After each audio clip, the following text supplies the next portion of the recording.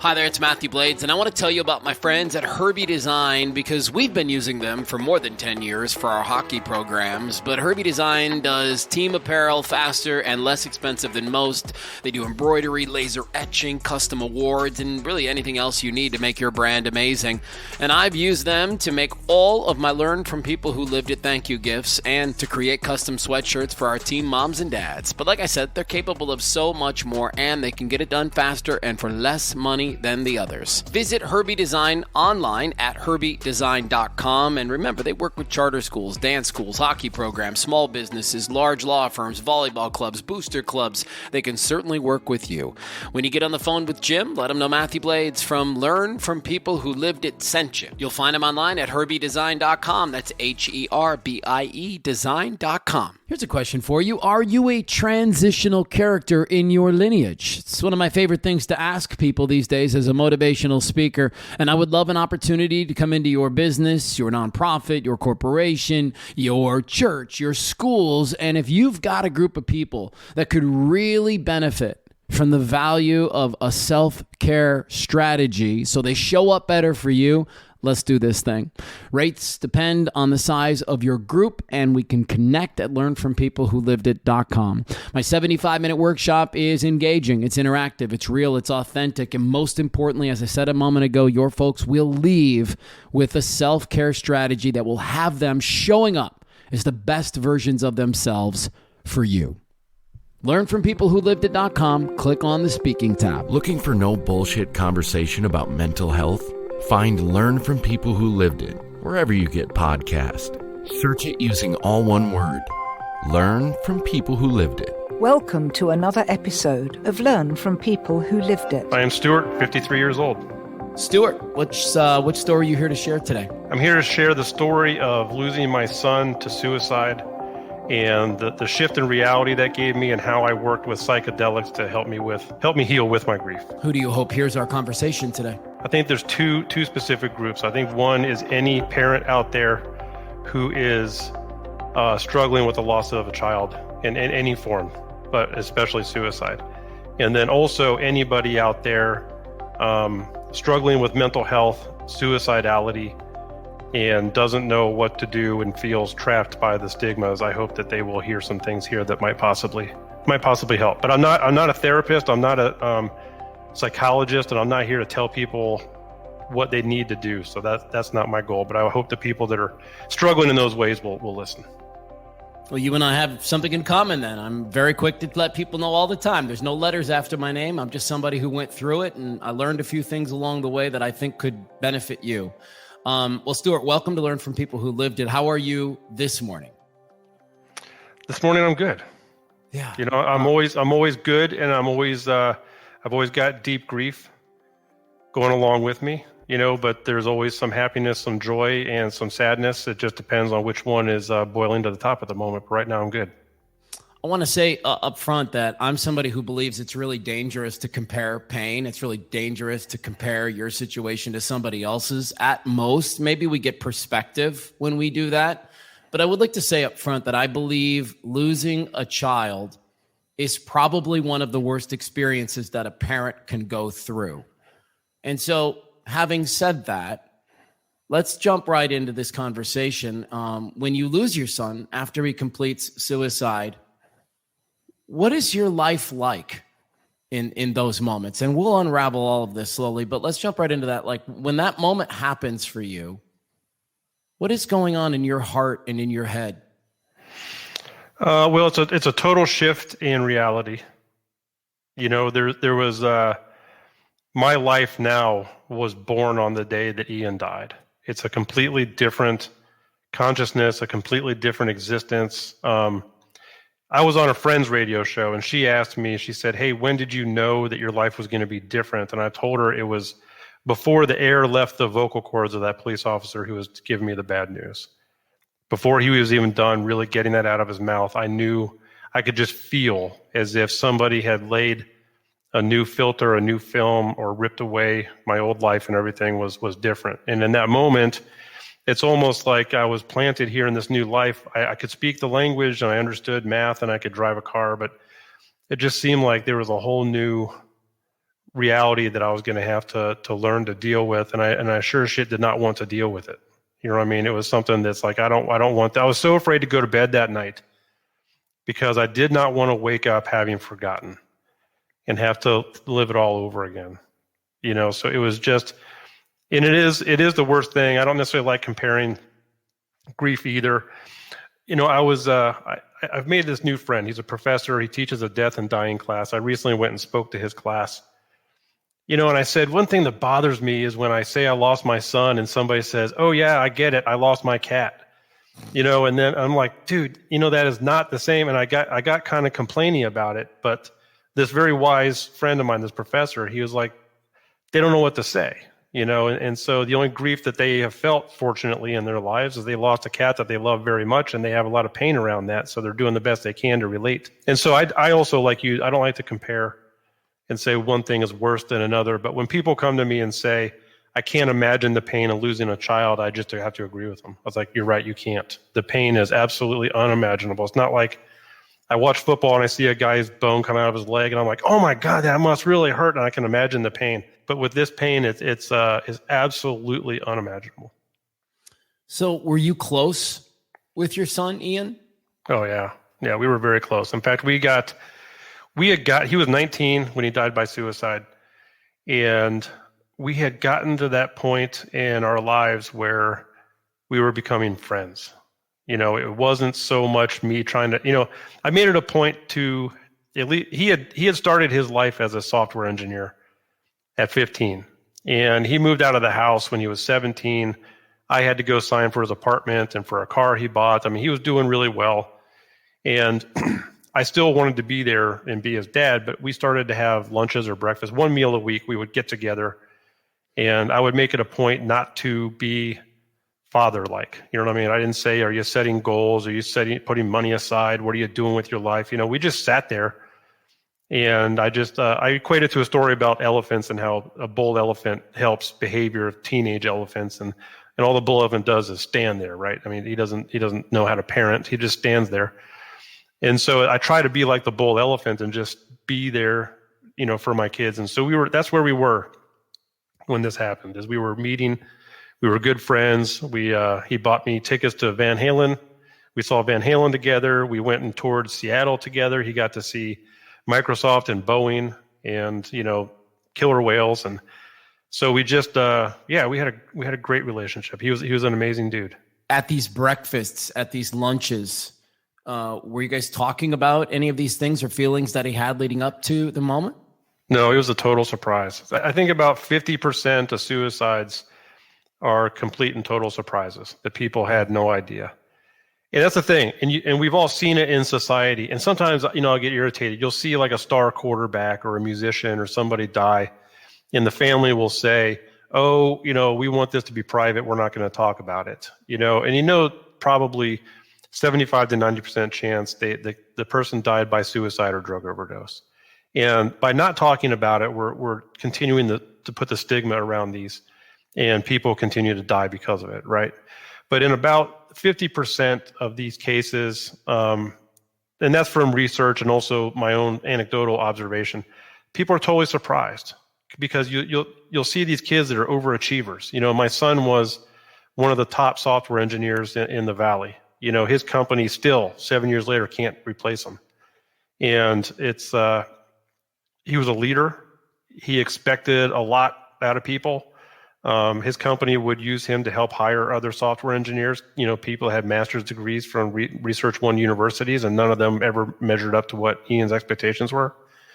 And so you're thinking, wow, here's this amazing kid. He's got everything. He's got his apartment, his hot rod cars, you know, this great job, and you just have no idea. He completed he came in first. I'm gonna have to verify that held true, but you know, he came in first for his age category in a half marathon 3 days before he left. You know, so you look at a kid like that, and you're like, wow, this kid's really got his shit together. So when it happened, it was, in fact, when this all went down, his boss called me. It was 4:04 in the afternoon on Wednesday, December 16th. And said Ian hadn't come to work. And so I drove out to Ian's apartment thinking that he had either gotten hit by a truck because he was a belligerent bicyclist. He believed he was right. And if that meant pulling out in front of a tractor trailer, that he probably would have done that.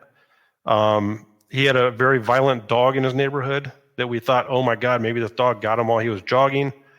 And then our last hypothesis was diabetes. He had type 1 diabetes, where the kind of diabetes you have to give yourself insulin. And back at that time, it was shots. And if a type 1 diabetic gives themselves the wrong shot, if they give themselves a big shot of the wrong insulin, they can pass out, go into a shock, coma, even die. So I was thinking on my way out to his apartment, I kind of knew he was gone. As a parent, when your kid is missing, your gut is like, hey man, it's okay. He's alive. We're going to find him. And driving out to Ian's apartment, my gut was not giving me those signals. So I had this sense that something horrible had happened. And I thought that it might have been that he was having a diabetic episode and we were going to find him laying down on the floor in his apartment. I had no idea that he had decided to take his own life.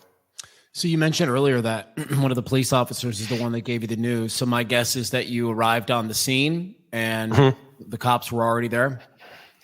Yeah, when I got there, the place was covered in emergency vehicles, and I noticed right away that none of them were doing anything. Everybody was just standing around, so that it wasn't like they were in an emergency mode of trying to save somebody's life. And so I ended up parking right across from his apartment, and everybody's standing around. There's just all these people, civilians, emergency people, and I had no idea what to do. So I parked and I just kind of got out of my car and decided I was going to walk to his apartment. And as I started walking toward his apartment, that's when the police officer came up and gave me the news. I'm getting a little emotional. I'm not going to lie. And I don't too often get brought to tears on the podcast, but I just imagine one father to another, what that experience must have been like. And now you say before those words even left the cop's mouth, you knew your life was going to be different. And that's what I'd love to spend a little bit of time talking about, is after that experience, because there's all the things you have to do. There's the funeral and, there's tying up the loose ends and shutting down the apartment and getting rid of the car. There's all these things that you have to do after somebody's left the earth.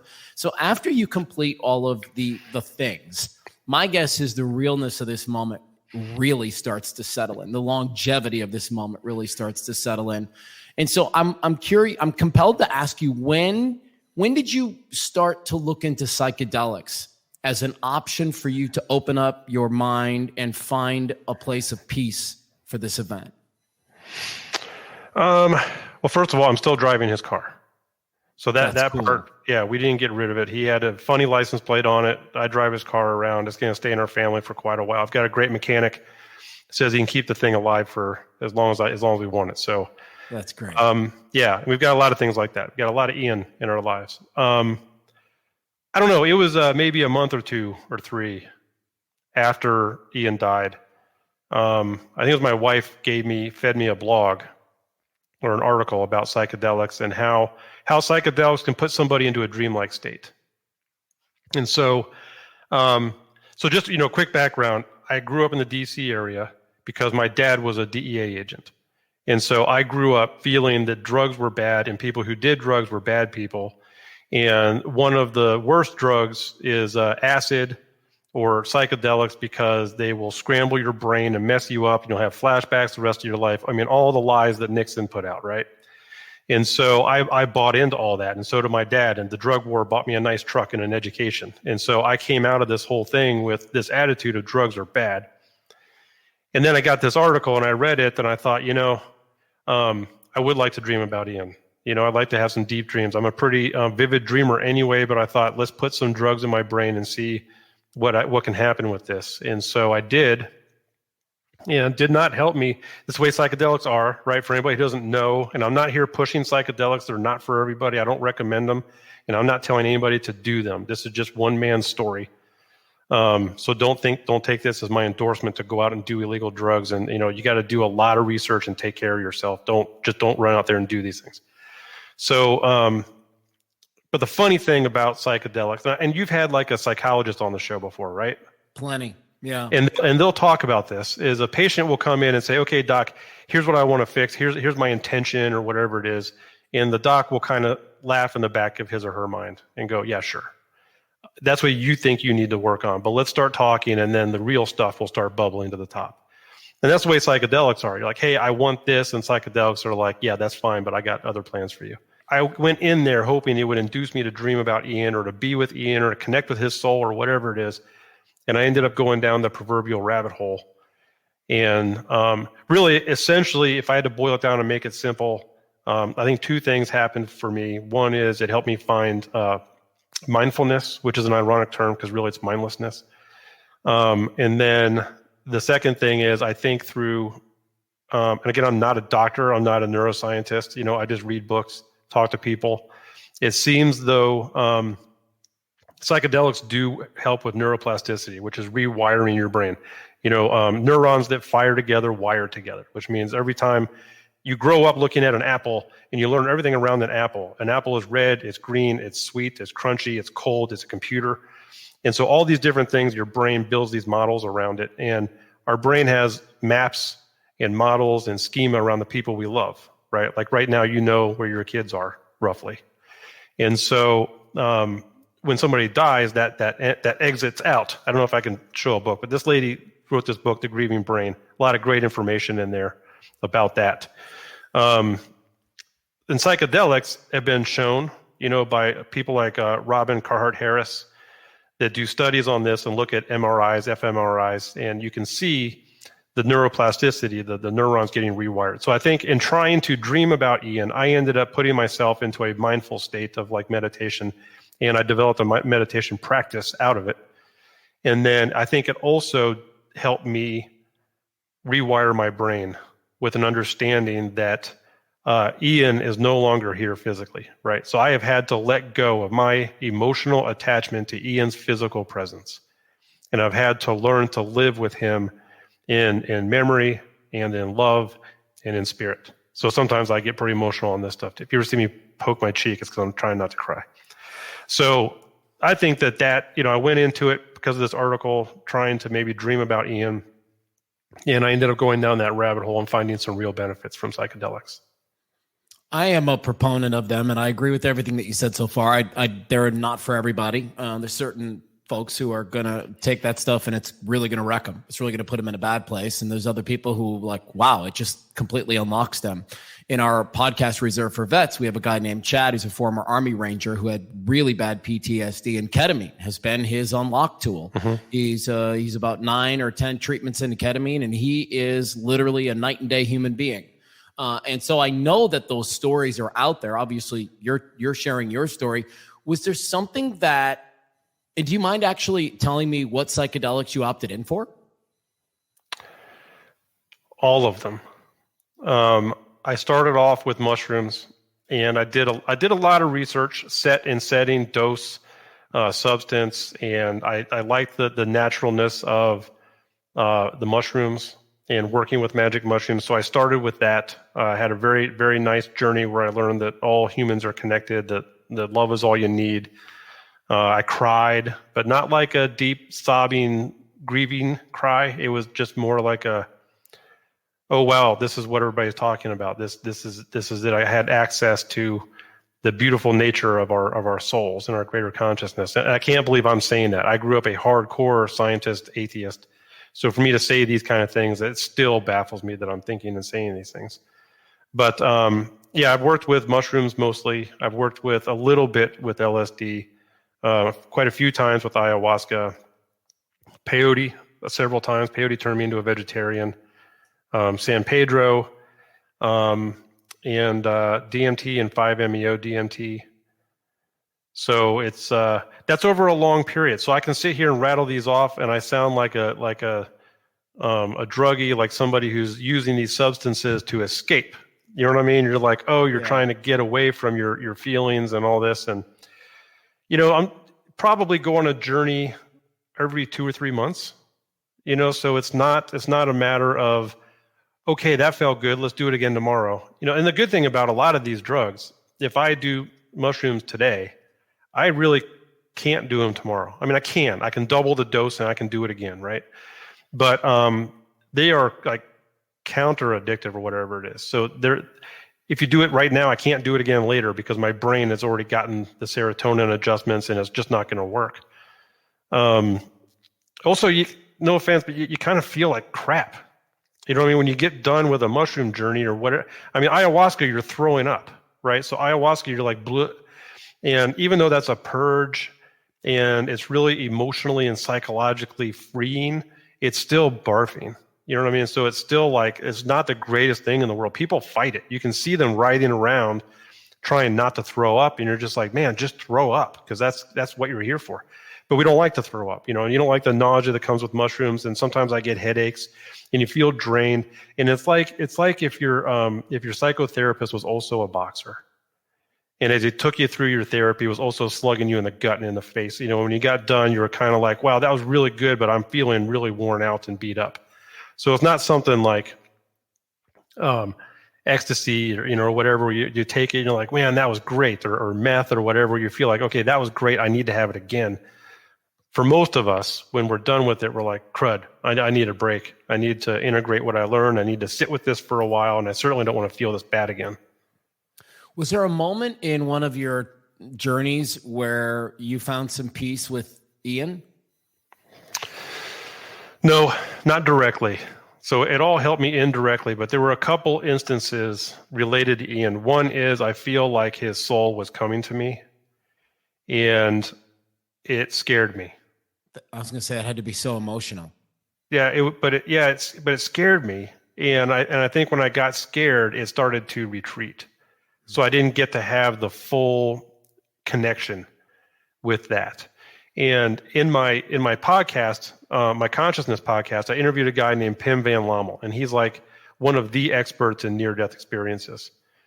And one of the things he kind of explained is, you know, there can be connections. It seems observing. He's not promising or making any kind of declaration, but there can be connections to loved ones who have died once you're ready for it.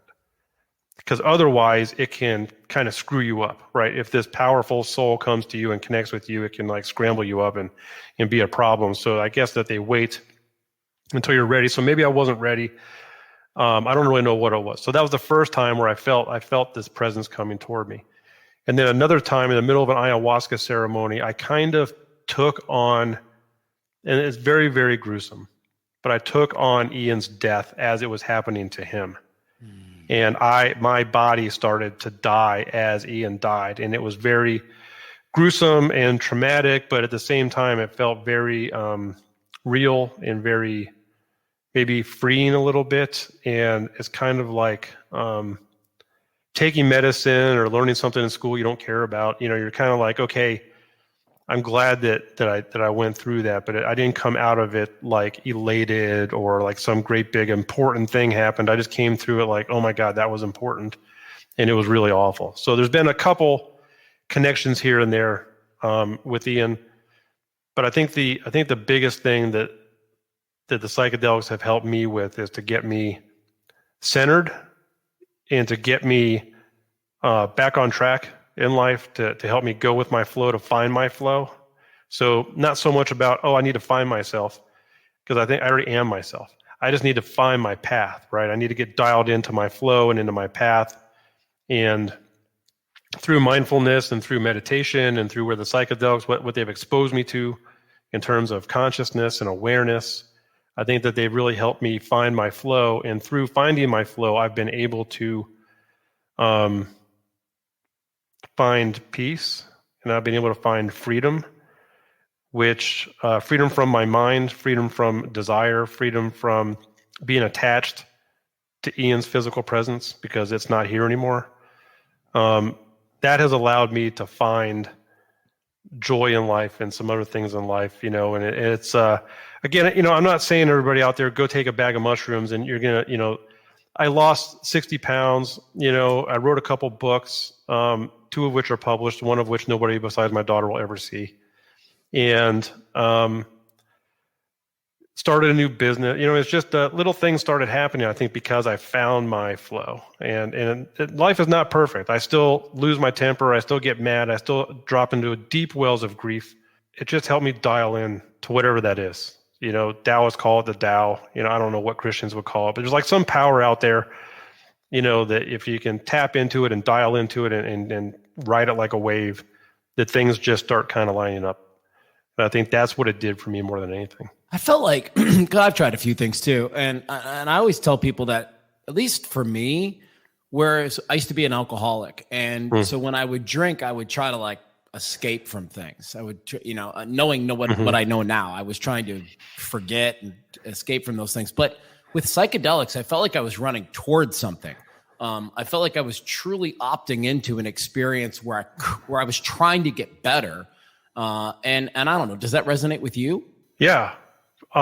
Because I don't know that one really has a choice in that matter, because you're playing with your brain and your soul, and you're using these substances, most of which are just grown out of the ground. And it helps you tap into, and some people like to bring up Carl Jung and your shadow and archetypes. But I don't know if I believe all that, but it certainly does help you tap inside depth. You know what I mean? And so that is a different experience as opposed to opening you up and going out and dancing and whatever. Not that those are bad, those are wonderful.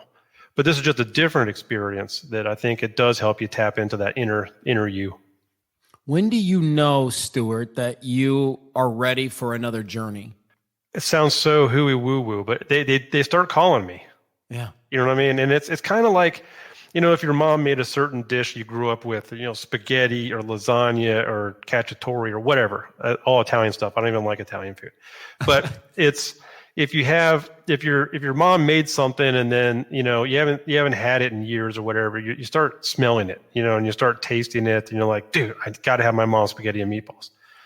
And so I'm not Italian, I'm Scottish, but Scottish, they don't have good food. So my mom made, it's very bland. It's very bland. Yes. Very bland.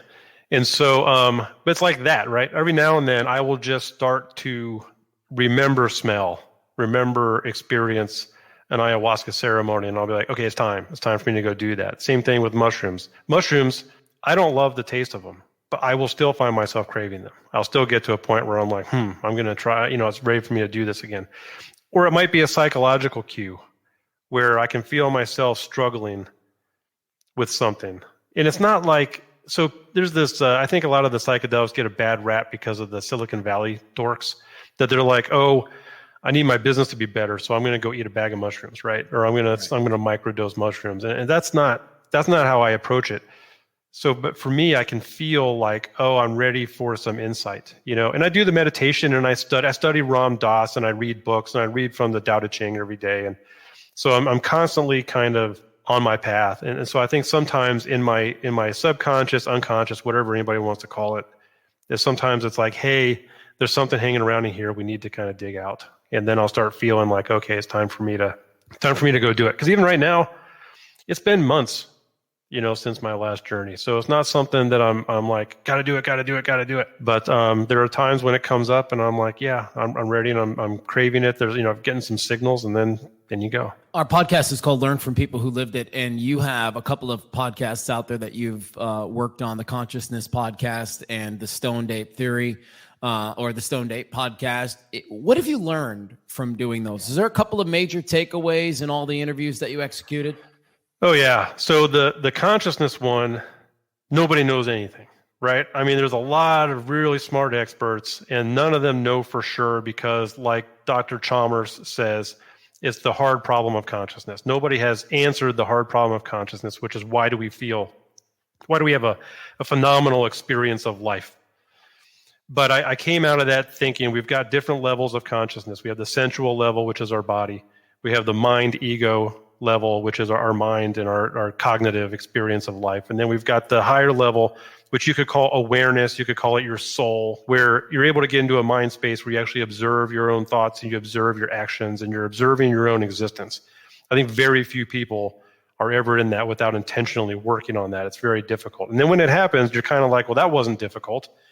But it turns out it was really difficult, at least for me. Maybe some people just sit down and cross their legs and bam, they're there. But for me, it took months and years of meditating. And finally, in New Mexico at a retreat, I was like, boom, I got into it, and my whole 9-hour drive home, I was like, oh my God, still in this state. So I learned these different levels. I also believe consciousness is basically the brain creating models, schema, maps with neurons. But I think that there's also potential for your brain to be some kind of radio antenna that taps into a greater consciousness. And that's where the other side of it, the stoned ape reports and the psychedelic side of it, when I took a very deep trip with 5-MeO DMT, which can come from toads, but please don't bother the toads. Leave the toads alone. Find a synthetic version if you decide to do this. Don't mess with these wonderful creatures. On this experience, I ended up out there. I left my body and I was out there with this greater consciousness, and I was with all the souls that ever existed. We're all up there, right? You were there. All of us were there. And I ended up looking down at Earth and like, oh, heck, we created this thing so we could play in it. It's like a great big playground that we all created for ourselves. And Hindus believe we go back over and over and over again until we finally get it right. I think it's just fun. I think we've got a unique opportunity to be here on Earth and enjoy the sensual level, to eat a slice of pizza and to make love and all these, stand on a mountain, and the cognitive side to look at art and to read books and have deep conversations like we're having now. And then the higher level consciousness is really to be the observer and have this and really truly experience all this from the observer's point of view. So that's the consciousness side. I may or may not be right about any of it. I really don't know. But after talking to everybody, that's where I've landed. And then the fun thing on the stoned ape reports side of it is I talked to maybe 50 people, and some good ones. I mean, they're all good. They're all great. Some people are really impressed that Dennis McKenna came on the show, or that I interviewed the guys from the Shock and Awe, about the soldiers and PTSD and ketamine. Mm-hmm. And, so I got lucky and, some big names came on, which on the consciousness podcast I enjoyed. On the stoned ape reports, I really preferred to talk to other stoned apes, people who were struggling in life with something and came into psychedelics and just shared their story. And their stories are all basically, here's what I was dealing with in my life. Here's the experience I had with psychedelics, and here's how my life is different. And hearing their stories, it could be anything from addiction. One guy, one hit of acid was done with alcohol. He had an alcohol problem, never drank again. And the founder of Alcoholics Anonymous actually wanted to use LSD. He was a Mormon, right? And he wanted to use LSD to treat people and help get them off of alcohol. And so complex PTSD, anxiety, depression. And what I started to discover as a layperson is that behind almost all of this is trauma. And so as they would talk to me and they would say, yeah, I had this problem, and we'd keep talking, and then the trauma would come out, and they would say, yeah, this happened to me, or that happened to me. My buddy got blown up, or I got hurt by my uncle, or, whatever it was, molested, assaulted. I should not code it. These things happened, and they turn to behaviors to numb it, because they didn't know what else to do. And so they're abusing substances and alcohol and sex and gambling and whatever. I interviewed one person who struggled with bulimia for 30 years, 20, 30 years. Wow. And she went on an iboga experience down in Mexico. Iboga is a bark that comes from Africa. The African Bwiti tribe use it as a rite of passage. So if you've ever seen in movies or whatever where an African tribe drinks this concoction or whatever, and they go out into the psychedelic space and they see their ancestors and they deal with all this stuff. That's iboga. And she did iboga, and it stopped her bulimia. But in the conversation, she was late. She was like maybe number 50 or 49 or something in my list of people. I won't say I was exasperated or tired of it, but I just knew. I was like, okay, there's trauma. She hasn't told me about any trauma. And so I just said, what was the trauma? And then she just flat out said, that a relative had been, and a trigger warning to anybody, that a relative had been orally raping her as a kid. I'm about to lose it myself because I feel so bad for her. Yeah.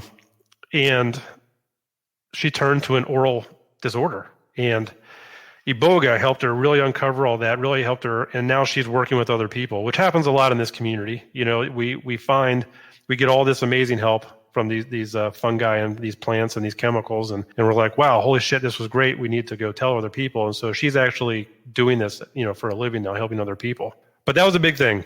Because almost every single one of them had this amazing story of I had this problem and then I took these substances and now I don't have the problem anymore.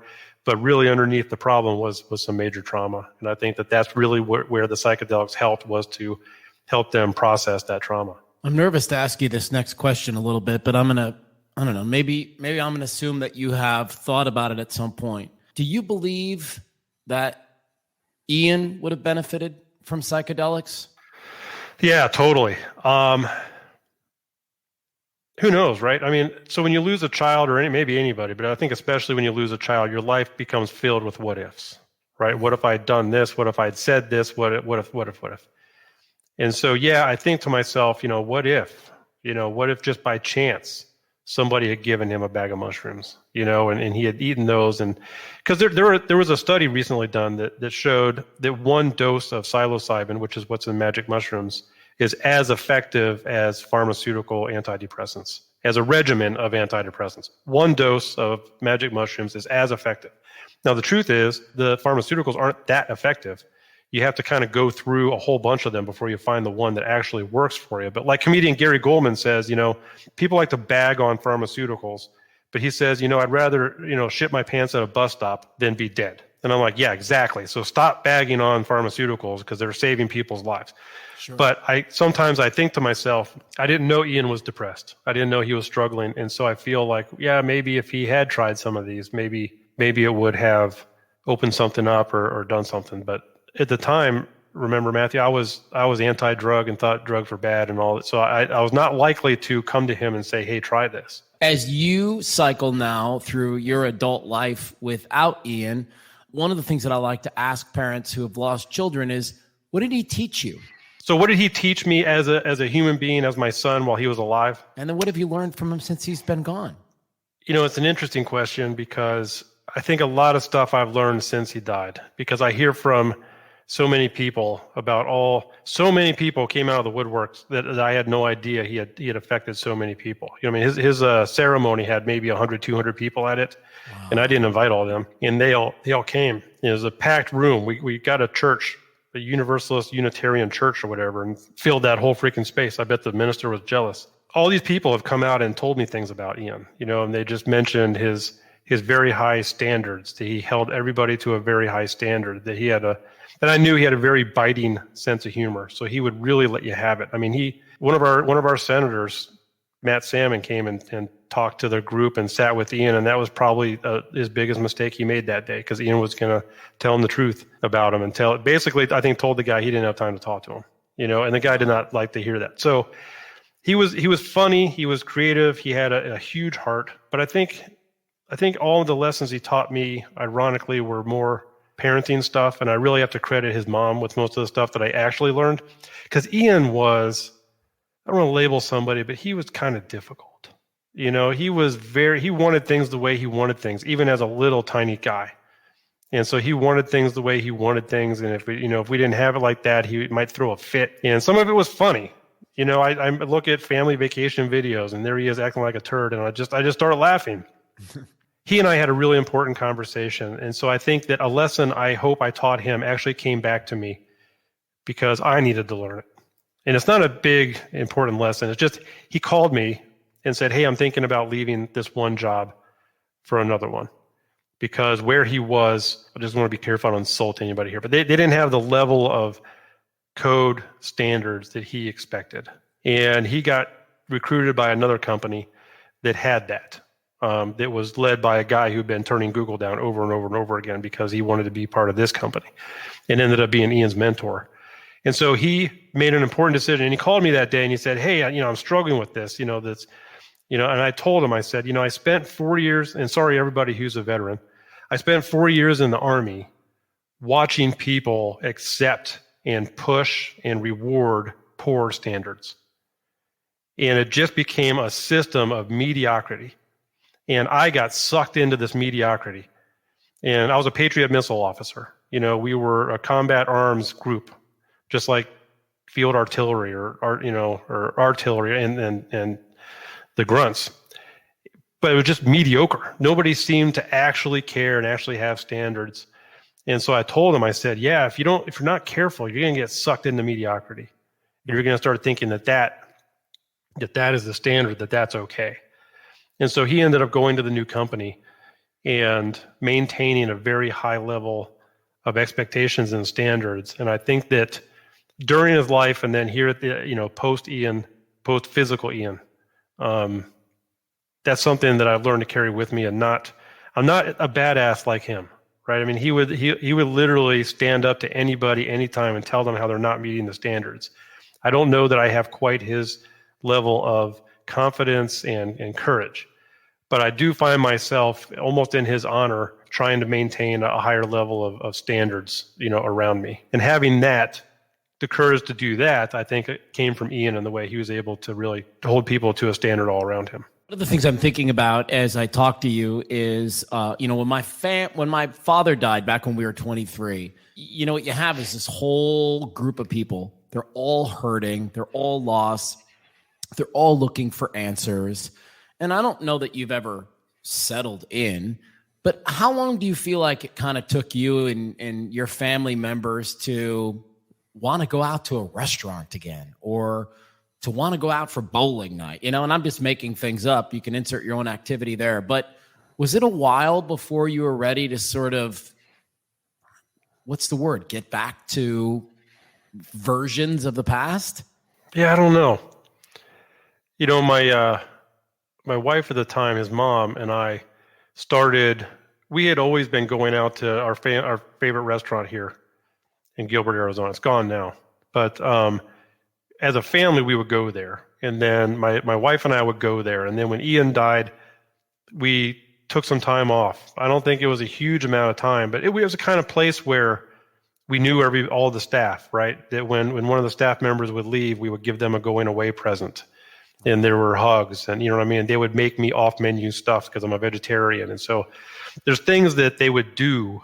They were like a family, like an extended family. So we disappeared for a couple months, and they all heard through the grapevine, and they knew what was happening. And it was a very emotional time for she and I to go back in there, to even just walk into the place and sit down. And it was very somber. The whole place was like, oh my gosh, they're back, and here they are. And it's hard. It's very hard to be a loved one of somebody who's going through this, because you don't know what to do. You don't know what to say. You don't know how to behave. And so they did a pretty good job of just being there for us and not feeling like they had to do anything. So we started slowly with that, but as a family, we're not really exciting. We're not bowling people.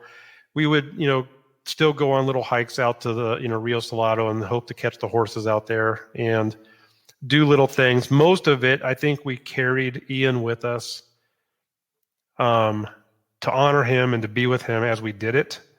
So I don't know how long it took us. That's the thing, is the first year or two are like a wet oil painting that somebody comes along with a paint roller and just rolls over it and mushes it all. It's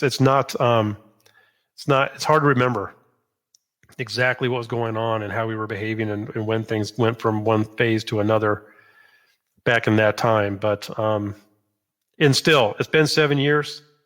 It'll be, I don't know when this will get released, but it'll be 7 years on December 16th this year. Yeah, things are not normal. And I know you're not asking me that. Things are not normal. Things have not returned to any level of normalcy. That whole normal life was burned to the ground, and it's not to be returned to again. It's just a different existence right now. And I don't know. I don't know when we were able to really do one thing together. Will you do something special on the 16th? Yeah, I take the whole day to be with Ian. So I light one of those little Jewish candles. I always call it a Yahtzee candle. I'm not really sure exactly. I think it's Yurtzi, or I don't know what it is. But I bought a whole pack of them because they light for an entire day, right? So the Jewish people, at the anniversary of a death like that, they will light this candle. And so I was like, well, that's pretty smart. And so I got these candles. We have a shrine in Ian's room, and a permanent shrine in there. And I will take whatever touches my heart at the moment. I'll take 3 or 4 or 5 things from that. I'll take it down into the family room, and I'll put it on a little table, and I'll light my little Yahtzee candle, and I'll play old videos of him. I still 7 years later find it very hard to hear his voice as an adult, right? Most of the videos are as a kid, a little kid, where he's just cute and fun and pain in the ass. But as an adult, it's hard to hear his voice. But he had a couple podcasts. He used to teach classes, impromptu classes, not like as a professor, but he would teach something about Linux or I don't know what. Those can be difficult, but I'll try to play a little bit of that. I'll look at my wife created a bunch of albums of olden day photos, and so I'll flip through those and I'll look at those photos, and then I'll play Metallica and Megadeth. I don't even like Megadeth, right? And I'll play Metallica and Megadeth. And then I go have lunch at Ted's Hot Dogs, which anybody else on the planet, unless you're from Buffalo, you probably don't know Ted's Hot Dogs, but it's like the best hot dogs on the planet. And he and I used to go there all the time, and he would get a foot long. In fact, after he died, we had a big event where we bought everybody a foot long. I called Ted's and said, we're going to buy foot longs. And so we stood there for like an hour, and everybody that came through and got a foot long, we gave them, we just gave them a ticket, said, if you're getting a foot long, give them this and we'll pay for it. But I will go there. I'll go there to that day, December 16th, and I'll have a veggie dog. But I'll go there and I'll have a veggie dog and some fries in a boysenberry. Is that what it is? A boysenberry drink, and just sit there and have a moment with Ian. For anybody, as we kind of come to a close here, who is on this podcast because they've just experienced the worst day of their life and lost a child to suicide, what words of comfort might you offer them? Man, there is no comfort. There is no words of comfort. You're going to hear over and over and over again that it doesn't get better, and that's just not true. It does get better. You do start to heal. The wells of grief, the deep wells of grief, or you might look at it as a spike in grief, however you want to look at it. But those moments are as deep as ever. And that's why I think some people say it doesn't get better, because I will get stricken with grief and it'll be just as bad, and I'll be in tears. I can end up in tears over things that don't really are even directly related 7 years later. So people say it doesn't get better, but what happens is those things become further between episodes, and you get more used to things. We call them landmines, right? So if I see a skinny kid with a snapback hat in a book bag or something, sometimes it reminds me of Ian. In the early days, it would drop me into deep grief. Today, I look at it and it's almost a pleasant thing. It's almost, I have a memory of Ian. I think about Ian. So there's nothing I can say to you. You're going through the worst of the worst of the worst. And you just got to take one day at a time. And so, it's the worst, but it will start to get better. And if you have other kids, just be there for them, love them, and give them hope. Hope is what's missing, with kids that die by suicide. So give your kids hope. Let them know that there's hope. Talk about it. Talk about when you're ready, not right now, but get out there and talk about suicide. Use the word suicide. Say died by suicide. Talk about mental health and depression and anxiety and bullying or whatever it is that that led to this. Because if we talk about it, then we'll start to break the stigmas. And if we break the stigmas, then people will get help. And if they get help, then maybe they won't die. Stuart, I can't thank you enough for coming on and sharing your story with us today. And I feel very strongly about the thing that I'm getting ready to say next, which is I feel in these moments like I get to meet Ian. As I'm talking to you, I get a strong sense about who he was. I have a visual of Ian. I never met him before. I've never even seen a photo of him before, but I have this image in my head of who this young man was and what he was all about. And so thank you for coming on and sharing enough for all of us, hopefully, to put that image into our head. And then I want to echo what you said, which is, can we please all keep talking about it? Can we please help reduce the stigma surrounding mental health? And you'd be amazed at one little conversation and how much that might let the air out of tires, enough for somebody to just go another day.